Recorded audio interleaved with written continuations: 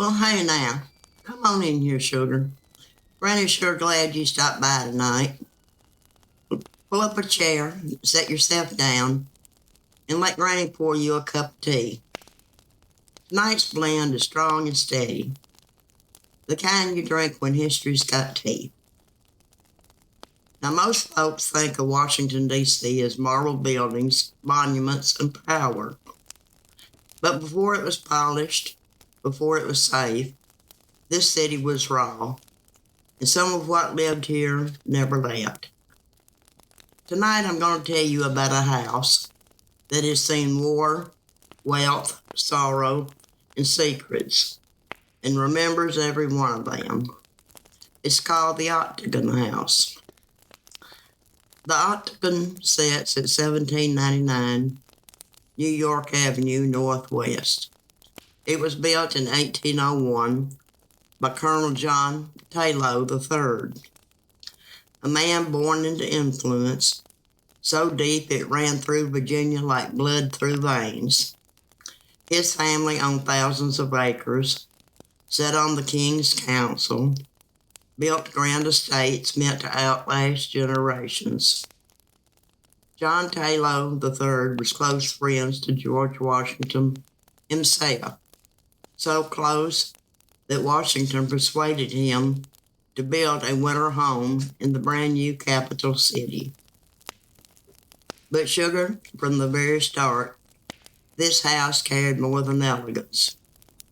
Behind its walls, enslaved men, women, and children lived and labored. Some say the walled backyard may even have served as a slave market.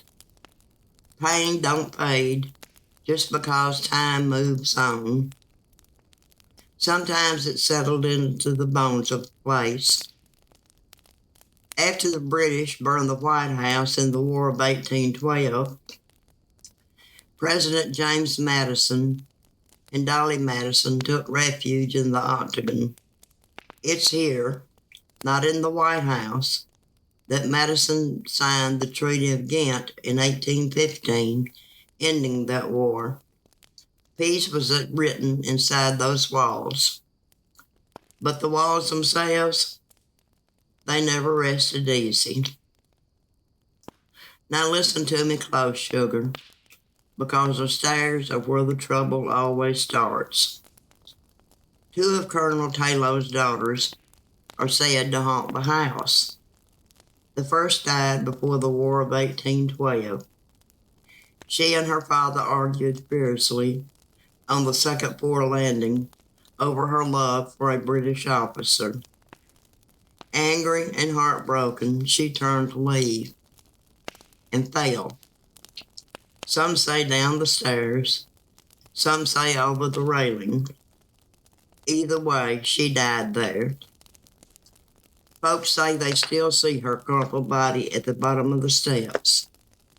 Others see a candle flame moving slowly up the spiral staircase, as if she's still climbing or falling. Years later, another daughter eloped. Her father's anger burned hot. When she returned home to reconcile, they argued again, and this time on the third floor landing. She fell too. Now her presence lingers between the second and third floors. Two daughters, two arguments, two deaths.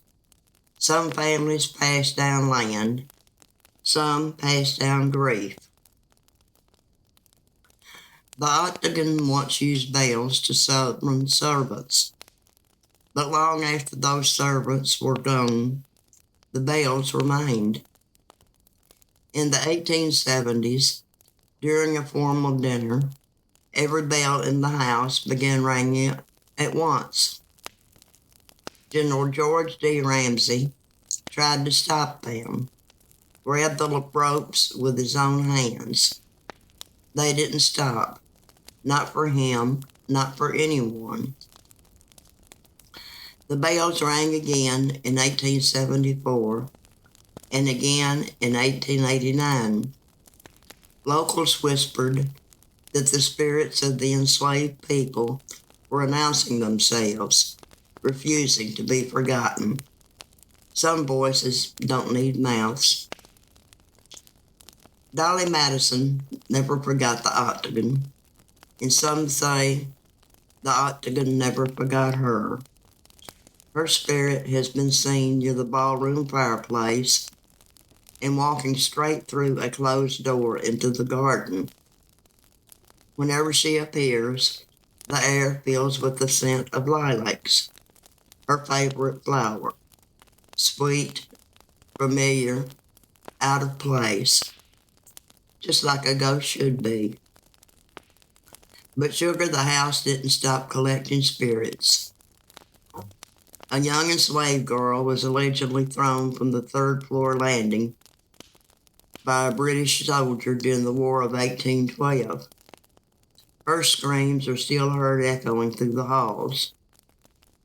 A British soldier himself has been seen in full uniform wandering the house.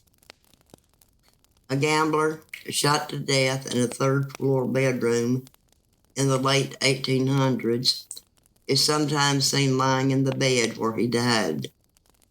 They say he rang a bell just before the bullet found him, and sometimes that bell still rings again.